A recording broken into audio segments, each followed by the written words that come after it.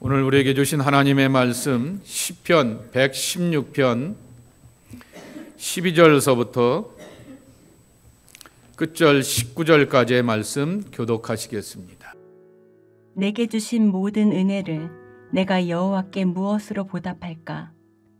내가 구원의 잔을 들고 여호와의 이름을 부르며 여호와의 모든 백성 앞에서 나는 나의 서원을 여호와께 갚으리로다. 그의 경건한 자들의 죽음은 여호와께서 보시기에 귀중한 것이로다. 여호와여, 나는 진실로 주의 종이요 주의 여종의 아들 곧 주의 종이라. 주께서 나의 결박을 푸셨나이다. 내가 주께 감사제를 드리고 여호와의 이름을 부르리이다. 내가 여호와께 서원한 것을 그의 모든 백성이 보는 앞에서 내가 지키리로다. 예루살렘아, 내 한가운데에서 곧 여호와의 성전들에서 지키리로다. 할렐루야. 올 한 해 어려운 여건에서도 우리 찬양대가 많은 숫자가 아닌데도 불구하고 열심으로 하나님을 찬양하였습니다. 다시 한번 크게 격려해 주시는 박수 해 주시기 바랍니다. 감사합니다. 오늘은 2024년 라스트 선데이입니다. 마지막 주일입니다. 그래서 교회에서는 송년주일이라고 이렇게 붙이게 됩니다.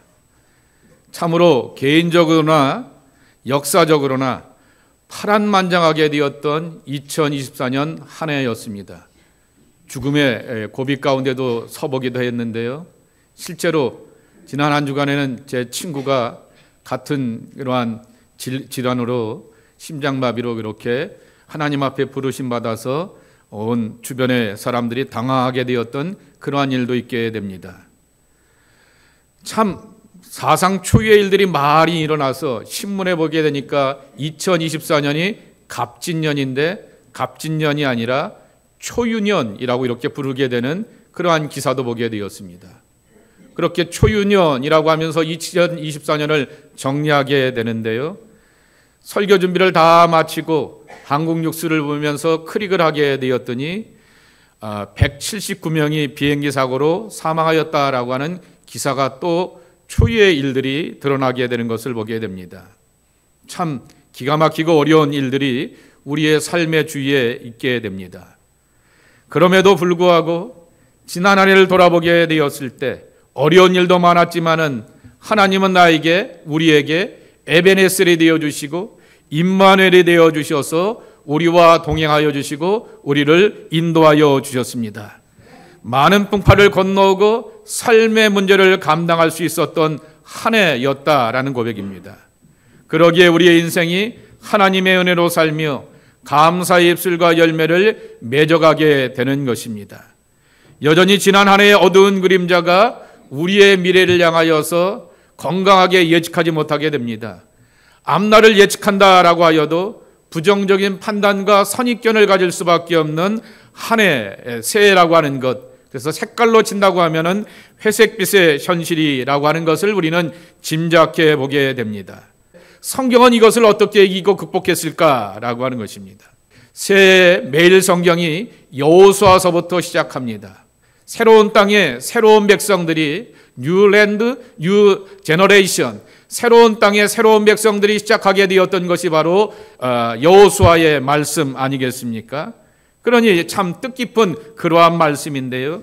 이스라엘 백성들이 가나안 땅에 들어갈 때 첫 번째 장애인을 조슈아, 이 여호수아가 지도자가 되어서 제일 첫 번째 만나게 되었던 어브젝트, 이 장애물이 뭐냐라고 하게 되면 요단강이었다라고 하는 것이죠. 근데 하나님께서는 모세에게 마른 땅으로 이렇게 건너가게 하시는 은혜를 경험하게 하시듯이 이 여호수아와 세컨 제너레이션 2세대가 또 요단강을 건너가는 기적을 체험하면서 백성들을 다 불러 모으고 그 대표들이 12돌을 가지고서 감사의 제단을 쌓게 되었습니다. 그 쌓은 지명이 뭐냐라고 하면은 길갈입니다. 그런데 길갈이라고 하는 그 땅의 이름의 뜻이 뭐냐라고 하게 되면 먼저 성경을 올려놨는데 한번 읽어볼까요? 길갈에서 세우고 이스라엘 자손들에게 말하여 이르되 후일에 너희 자손들이 그들의 아버지에게 묻기를 이 돌들은 무슨 뜻이냐 하거든 너희는 너희 자손들에게 알게 하여 이르기를 이스라엘이 많은 땅을 밟고 이 요단을 건넜음이라 그랬습니다. 이 길갈이라고 하는 이름의 뜻은 롤링스톤입니다. 한국말로 충청도 사투리로 표현하면 돌 굴러가유입니다. 돌이 굴러간다라고 하는 그러한 뜻이라고 하는 것이죠. 광야의 회한, 광야의 아쉬움, 광야에서 부끄러움이 다 지나가게 하셨다라고 하는 것입니다. 여러분, 여호사와 2세들이라고 말씀을 드렸습니다. 우리 아버지와 우리 어머니가 광야에서 다 묻히게 되었습니다. 우리의 소중한 가족들, 어른들이 다 광야에서 많은 기적과 은혜를 체험하였음에도 불구하고 불신앙의 고백들이 있게 되었고 하나님에 대한 전적인 신뢰와 믿음이 없게 되니 하나님은 그들을 묻고 새로운 시대를 향하여서 새로운 땅으로 나가려고 할 때 새로운 사람들과 함께 출발하게 하면서 길갈에서 새로운 다짐을 갖게 하게 되었던 것이죠. 그것이 바로 돌이 굴러간다라고 하는 것이죠. 슬픔이 굴러가게 되는 것이고 아쉬움이 굴러가게 되는 것이고 부끄러움들이 다 지나가게 하셨다라고 하는 것입니다. 자, 그런데 이 믿음의 행진을 위하여서 또한 귀한 말씀을 하나 더 봐야 될 텐데 그것은 어디냐라고 하면 바로 5장 말씀입니다. 5장 12절 말씀입니다. 광야에서는 만나와 메추라기를 경험하게 되었지만은 가나안 땅에서는 만나와 메추라기가 끝이었습니다. 그런데 하나님께서는 그 땅의 소산을 먹게 하여 주셨다라고 하는 것이죠. 새로운 땅을 시작하게 되었던 새로운 백성들을 향하여서 새로운 다짐이라고 하는 것입니다. 그러기에 늘 송년 예배가 되게 되면은 회고가 있게 되고 그리고 새해를 향하여서 꿈을 가지고서 전망하게 되는 것이죠. 프로펙트라고 하는 그러한 비전과 꿈을 우리가 가져보게 될 때 이 말씀이 우리에게 주게 되는 엄청난 도전이라고 하는 것이죠. 부끄럽고 연약하였던 것들은 하나님께서 우리를 향하여서 빠이 하신다라고 하는 거죠. 너의 과거, 너의 지난날, 너의 연약함에 대해서 내가 묻지 않겠다라고 말씀하십니다. 그러니 새 땅 새로운 삶에서는 하나님의 약속의 말씀을 붙들고 여러분 가만히 있는데 그 땅의 열매를 먹습니까? 가만히 누워 있는데 그 땅의 소산이 내 입에 들어옵니까? 아니죠. 믿음을 가지고서 소망을 가지고서 땀과 수고와 헌신하게 되었을 때 그 땅의 열매를 먹게 되듯이 하나님 앞에서 꿈과 비전을 가지고서 도전 안에 가는 사람들을 향하여 열매와 결실로 맺게 하시겠다라고 하는 것입니다. 자, 그런 마음과 비전을 가지고서 이 마지막 주일을 맞이하고 새해를 맞이할 수 있는 여러분 모두가 되기를 축복합니다.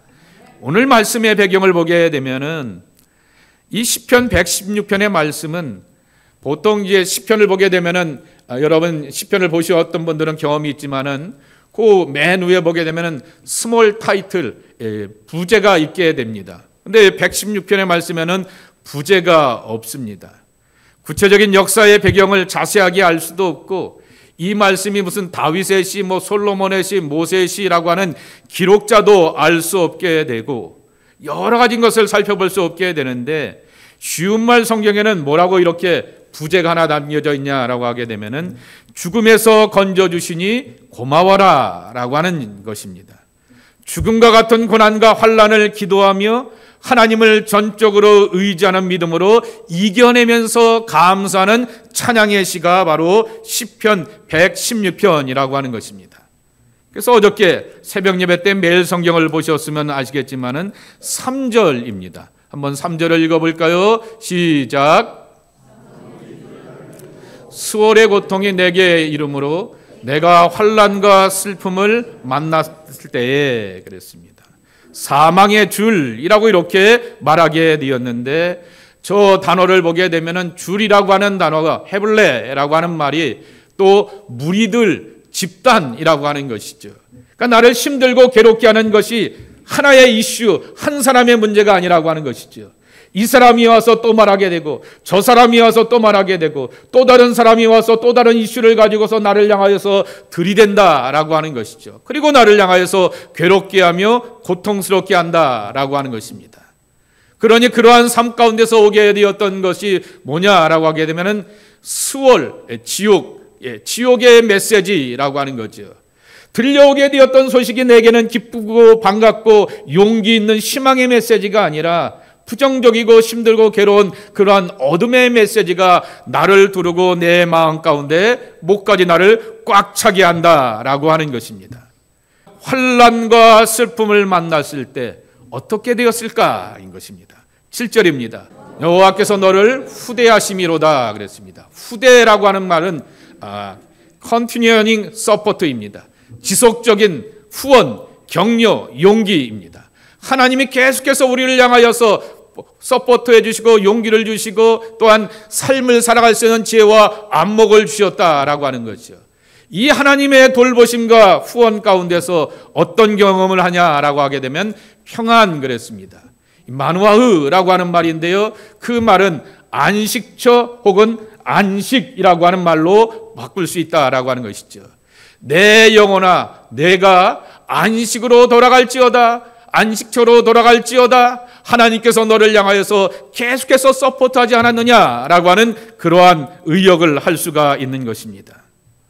하나님이 인도하여 주셨고 책임져 주셨기 때문에 평안과 안식을 얻었다라고 고백하며 찬양합니다. 하나님 때문이었습니다. 구원의 하나님께서 돌봐 주시고 사랑해 주셨기 때문에 이 사랑의 은혜를 가지고서 어렵고 힘들고 사람으로부터의 비난과 조롱과 많은 음모와 고통 가운데서 감당하면서 이겨낼 수가 있었다라고 하는 것입니다. 자, 신앙은 뭔지 아십니까? 하나님의 액션에 대한 리액션이라고 하는 것이죠. 제가 저 입버릇처럼 말하는 거 있지 않습니까? God action, God act라고 하고 human being react라고 하는 말이 이게 신앙이라고 하는 것입니다. 하나님이 우리에게 많은 사랑과 은혜와 행동하시는 하나님의 액션을 취하시게 되었을 때 내가 거기에 어떻게 반응하고 응답하느냐라고 하는 것입니다. 12절 이하의 오늘 본문의 말씀을 보게 되면은 내게 주신 은혜를 내가 무엇을 가지고서 하나님 앞에 보답할까라고 하는 것입니다. 하나님의 다가오심에 대하여 내가 어떻게 응답할까? 그것을 따라서 신앙의 내용들이 달라지게 마련인 것입니다. 그래서 12절의 말씀을 이렇게 의역해 볼 수가 있습니다. 하나님께서 내게 모든 좋은 것들을 가지고 내게 은혜를 더하여 주셨는데 나는 하나님께 뭘 돌려드릴 수 있을까라고 하는 것입니다. 하나님이 돈이 없어요? 하나님이 능력이 없어요? 하나님에게 모든 것이 다 있음에도 불구하고 하나님은 우리에게 요구하시는 것이 나의 반응이라고 하는 것입니다. 바로 하나님의 은혜 앞에 내가 무엇을 가지고 어떻게 고백하며 나갈 수 있을까라고 하는 것입니다. 오늘 첫 번째 대답입니다. 뭐가 되라고요? 감사의 예배자가 되어서 하나님의 은혜에 응답하자라고 하는 것입니다. 13절 말씀에 보게 되면 이런 말씀이 있습니다. 내가 구원의 잔을 들고 여호와의 이름을 부르며 그랬습니다. 한국 사람들에게 있어서 잔을 든다라고 하는 것, 일본의 문화를 많이 영향을 받게 되어서 잔을 든다라고 하는 것을 먹고 마시고 즐기는 그러한 것으로 이렇게 표현하게 되는데 구원의 잔을 든다라고 하는 말씀은 이스라엘 백성들이 제사를 드리게 되었을 때 파이널라이즈를 뭘로 하죠? 라스트 세레머니가 뭐죠? 전제 아니겠습니까? 포도주의 잔을 이렇게 땅에다 붓게 되면서 하나님 우리의 제사와 우리의 예배를 받아주시옵소서라고 하는 그러한 마지막 예식을 갖지 않게 되겠습니까? 그래서 내가 구원의 잔을 들고 라고 하는 말씀은 바로 하나님 앞에서 반복하여서 이렇게 감사하면서 제사를 드리고 예배를 드린다라고 하는 것입니다.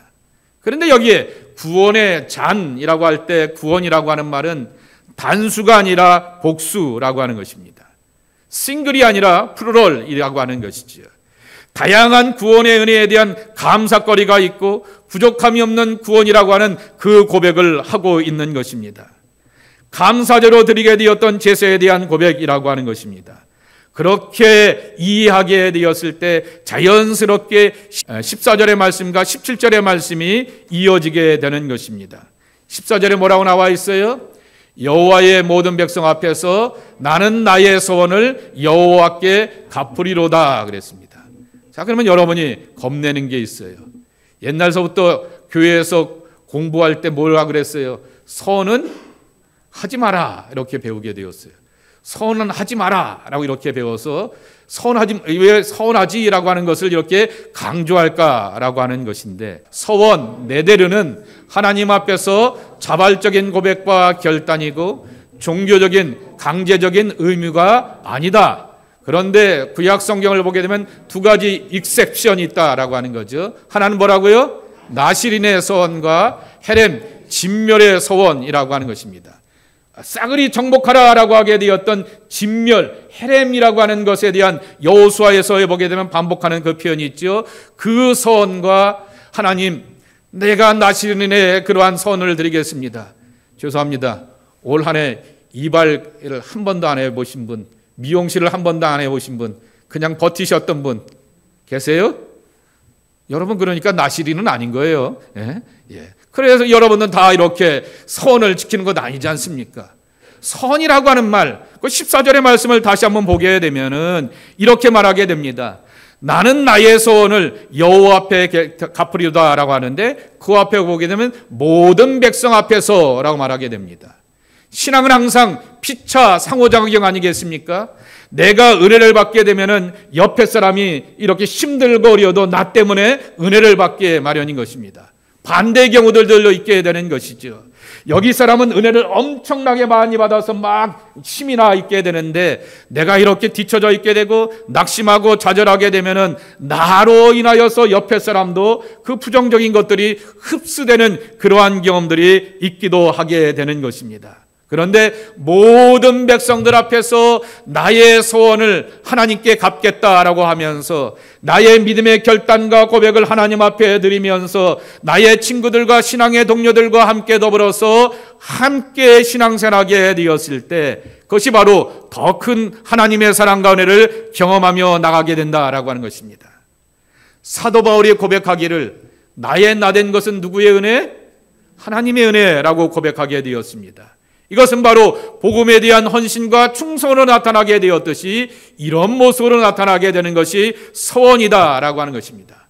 우리는 잘못 배워서 서원은 하지 말라라고 말하게 되었으니, 그런 마음 가운데서 어떠한 결단과 다짐과 고백도 하지 못하게 되고 신앙의 행동들을 하지 못하게 되면 발전하지 못하게 되고 성장하지 못하게 되는 것이죠. 말라기서 4장 2절에 보게 되면 이런 말씀이 있게 됩니다. 여기서 두 단어에 한번 집중해 봐야 될 텐데, 첫 번째는 경외라고 하는 말입니다. 경외라고 하는 히브리어 단어가 야레인데요, 그것은 두려워한다, 설렌다라고 하는 것입니다. 여러분, 하나님 앞에 나올 때, 아니 오늘 예배를 드리게 되고 매주일 2024년 예배 드리게 되었을 때 얼마만큼 하나님 앞에 설렘과 기대를 가지고서 나왔느냐라고 하는 것이죠. 우리가 이것을 우리 스스로에게 물어보아야 한다라고 하는 것입니다. 목사님, 나는 올 한 해 동안 예배를 얼마나 많이 드렸는지 몰라요. 죄송하지만 저보다 많이 드렸을까요? 저는 일주일에 어떨 때는 10번을 설교를 하게 됩니다. 그런데 과연 그 두려움과 설렘이 얼마나 내 안에 있었을까라고 하는 것을 물어보게 되면 스스로에 대해서 꽝일 때도 있는 것을 보게 됩니다. 예배를 10번 많이 드렸습니다라고 이렇게 여러분들 앞에 드리게 되면, 자랑하게 된다라고 하게 되면 내가 뭐가 되냐라고 하게 되면 바리새인이 되는 거죠. 바리새인만큼 예배 많이 드리고 그렇게 성경 많이 읽고 그렇게 경건의 모습들을 갖추게 되었지만은 경건의 내용들과 경건의 실제가 없었기 때문에 예수님으로부터 질책받는 것이죠. 그러나 반대로 한 번이든 두 번이든 하나님 앞에 나올 때 설레는 마음으로, 두려운 마음으로, 그리고 정말 가슴 치는 그런 마음을 가지고 하나님 앞에 나올 때, 이것이 바로 하나님 앞에서 경외하는 자의 모습이라고 하는 것입니다. 이것이 바로 경건의 또 다른 이름이라고 하는 것이죠. 우리의 영성의 바탕은 항상 하나님의 은혜요, 거룩하신 하나님의 임재를 만나고 체험하는 것에 있어야 하는 것입니다. 자, 그 다음에 치료하는 강성이라고 하는 말인데요, NIV 성경이나 RSV 성경에 보게 되면은 치료하는 강선을 뭐라고 표현해 놓았어요? 그의 날개 아래서 치료한다. 치료하는 강선이 우리는 레이저를 쏜다라고 이렇게 그러면서 암이 이렇게 떨어진다 그런 것으로 이야기하시는데 그게 아니다라고 하는 것이죠. 그분의 날개 아래에서 치유받고 회복되고 그리고 삶이 변화되는 것이 바로 진정한 의미에서의 치료의 광선이라고 하는 것입니다. 하나님의 품 안에서 경험되는 하나님의 은혜 안에서의 회복입니다.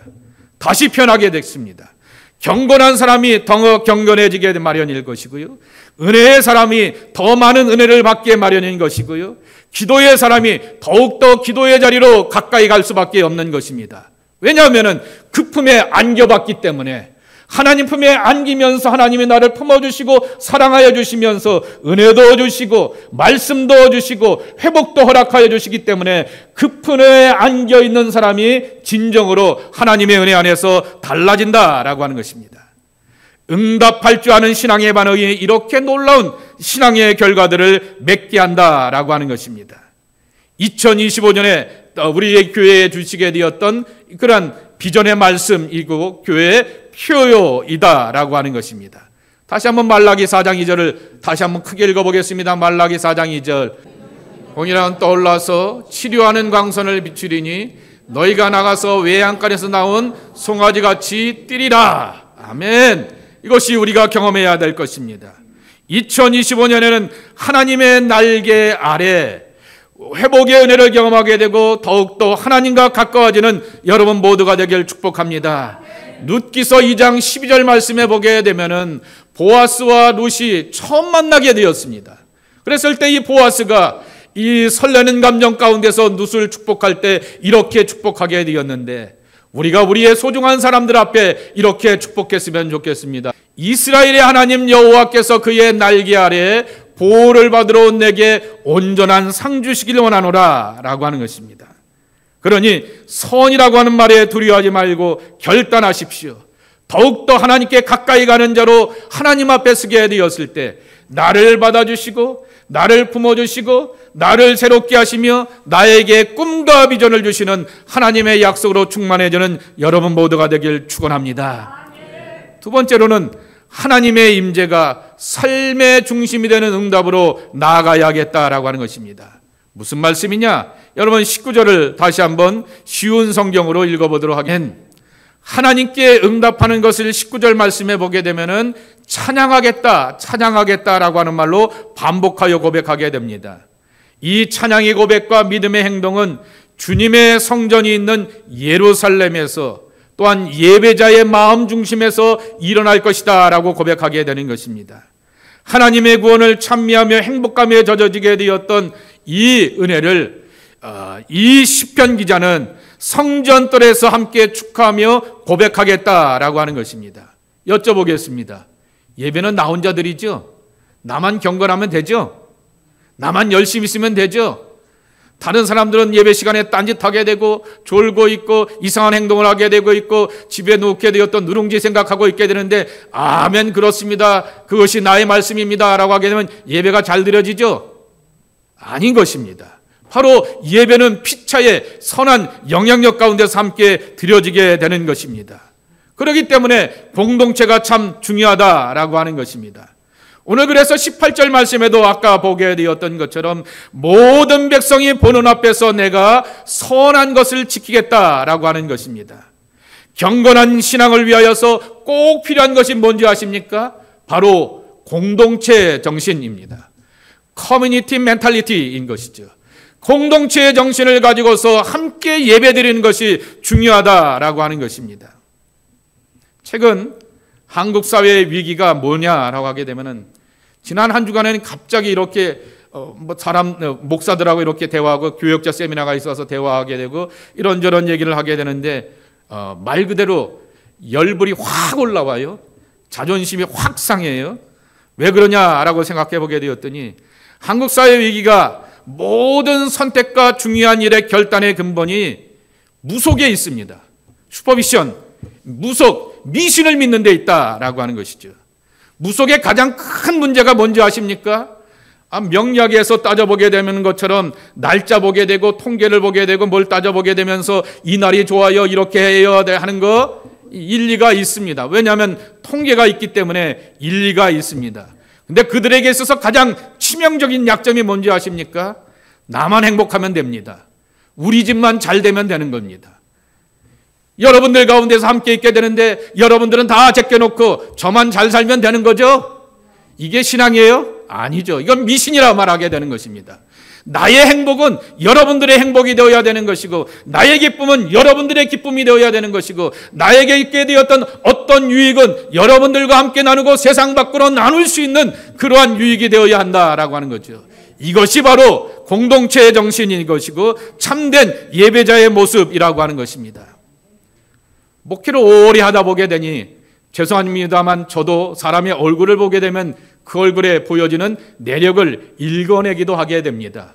이민 초짜인지 30년 차인지 이 관록을 이렇게 읽어내기도 하게 되고, 또 읽어내게 보게 되면 모든 것들이 보여지게 됩니다. 야, 이것도 나도 활용 잘해야겠다라고 하는 그러한 생각도 해보게 됩니다. 그러나 그것보다도 더 중요한 것이 뭐냐라고 하면 영성의 가장 근본이 무엇입니까? 하나님의 말씀으로 돌아가는 것 아니겠습니까? 말씀으로 사는 것을 이렇게 애써야겠다라고 하는 그러한 생각이 들게 되는 것이고, 기도 생활이 얼마나 소중한가라고 하는 것을 함께 보여주며 기도의 역사와 응답을 함께 그렇게 경험하는 우리 교회 공동체로 만들어야겠다라고 하는 그러한 생각을 하게 되는 것입니다. 기복은 공동체가 없고 타인이 없는 것이 문제인 것입니다. 나와 내 소중한 사람들만 잘 되면 끝난다라고 하는 것이 기복의 문제인 것입니다. 윤리가 없고 사회적인 공공의 이익과 책임이 없는 것이 문제라고 하는 것이죠. 그런데 예능을 보아도 그렇고 정치하는 사람을 봐도 그렇고 뭘 하는 사람을 봐도 왜 무당들이 표현이 죄송합니다. 기어 나오는지 모르겠습니다. 그것들이 기어 나오면 안 돼요. 한국 사회가 망하는 징조입니다. 그리고 그들을 향해서 교회가 서포트한다? 노에이. 그럴 수가 없는 것입니다. 하나님의 교회 안에서 하나님의 말씀이 옳고 선하고 우리에게 생명이 되고 그 말씀이 나의 심령과 삶을 변화시켜가며 세상을 변화시켜갈 수 있다라고 하는 것에 대한 이 확신과 이 능력을 함께 경험하는 것이 주님의 교회의 마땅한 모습이 되어야 되는 것입니다. 그래서 교회가 위기인 것이고 한국 사회가 위기라고 하는 거죠. 존 비비어의 영적 무기력 깨기라고 이렇게 보게 되면은 사람의 죄를 누룩으로 지적하게 되면서 죄의 습관에 빠지게 되었던 사람들이 문제이다라고 말하게 됩니다. 그러면서 지적을 하고 있는 그러한 것과 답을 하나 주고 있게 되는데요. 고린도전서 5장 11절의 말씀입니다. 시작.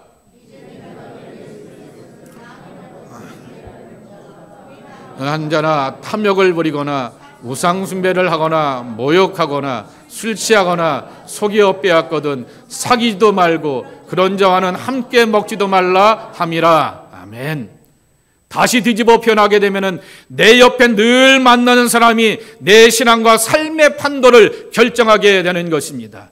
욕망에 쓰여 있는 사람들, 그리고 또한 우상 숭배하는 사람들이 내 옆에 있게 되면은 나도 모르게 그들의 말과 언어를 배워가게 되고 결정적이고 중요한 순간을 판단하게 되었을 때 그것들을 가지고서 판단하게 되는 것이죠. 그러나 내 옆에 기도할 줄 아는 사람, 하나님의 말씀의 가치를 알고 그 말씀에 묵상하면서 거기서 생명을 얻는 사람, 그런 사람이 내 옆에 있게 되었을 때 어떠한 중요한 결단과 선택 앞에서 그러한 영향을 받아서 하나님의 말씀 앞에서 무릎을 꿇고 기도함으로 나간다라고 하는 것입니다. 그래서 신앙의 공동체가, 예배의 공동체가 얼마나 중요한가라고 하는 것입니다. 하나님의 임재 아래에 사는 경험을 함께한 이들의 공유가 나의 신앙, 우리의 신앙을 경건하게 하고 더욱더 하나님의 은혜를 찬양하며 감사하는 삶으로 살아가게 하는 것입니다. 조금 전에 말씀을 드리게 되었듯이 그분의 날개 아래입니다. 그래서 다시 한번 강조하는 것이 있습니다. 몇 주 전에도 설교 때 말씀을 드렸듯이 이민자의 신앙에 있어서 중요한 것이 두 가지입니다. 하나는 뿌리 내림이라고 하는 것이죠. 우리는 다 뿌리를 옮겨본 사람들입니다. 고향을 등지고 삶의 근거지를 들이하면서 이 나무가 이 집에서 그렇게 가든에서 있게 되었다가 이곳으로 이렇게 뿌리를 옮기게 되었던 것처럼 우리는 이 캐나다라고 하는 이 땅에다가 이민을 하면서 뿌리를 내리게 되었습니다. 그래서 예레미야서 17장 말씀에도 있는 것처럼 물가에 심겨진 나무가 되어서 하나님의 말씀과 은혜 안에서 깊이 뿌리 내리는 은혜의 복을 누려야 할 것입니다. 또 하나는 2025년 여러분들에게는 날개가 상승하기를 축복합니다. 독수리 날개치며 올라가는 영적 상승 있기를 축복합니다. 그분의 날개 아래 거하게 되면서 나를 품어주신 하나님의 은혜로 내가 회복되어서 마음껏 세상을 향하여서 사람들을 향하여서 날아갈 줄 아는 하나님의 사람들이 되어야 하겠습니다. 그러니 여러분 2025년에도 어렵고 힘든 일이 있게 되고 여러 가지 예기치 않는 일들을 만나게 되면 이렇게 고백하십시오. YMO들이 독수리 학교라고 하는 것을 공부하고 훈련하게 되는 것처럼 하나님이 나를 독수리 학교에 입학시켰구나. 학교에서 입학하게 됐으면 어떻게 돼요? 최소한 졸업은 해야죠. A를 맞을 수도 있고요, B를 맞을 수도 있고요, 심지어는 D를 맞을 수도 있어도 중요한 것은 패스는 해야 되지 않겠느냐라고 하는 거죠.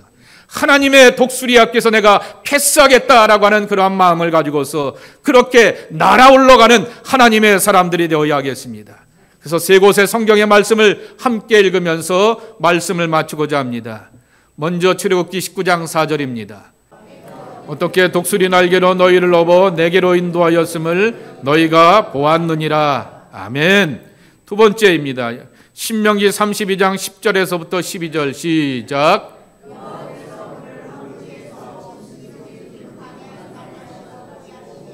보호하시며 자기의 눈동자같이 지키시었도다.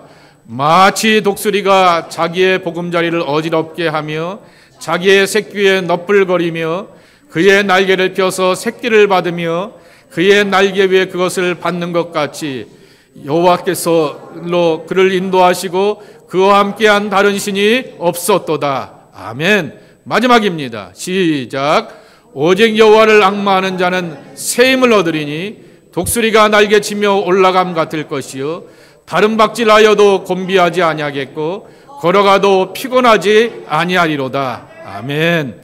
나만이 아니라 우리 모두 함께 하나님의 품에 안겨서 그의 날개 아래서 쉼과 안식을 얻을 뿐만 아니라 나게라도 마음껏 날개짓하면서 하나님의 독수리가 되어서 거룩한 꿈과 비전을 갖고 살아가는 소망의 백성들이 우리 모두가 되어야 하겠습니다. 이것이 바로 하나님의 은혜가 끊임없이 우리 가운데 다가오게 되었을 때 우리가 응답해야 될 경건하고 거룩한 신앙인 것을 기억하며 이 믿음으로 나갈 수 있는 여러분 모두가 되기를 예수님의 이름으로 간절히 축원합니다.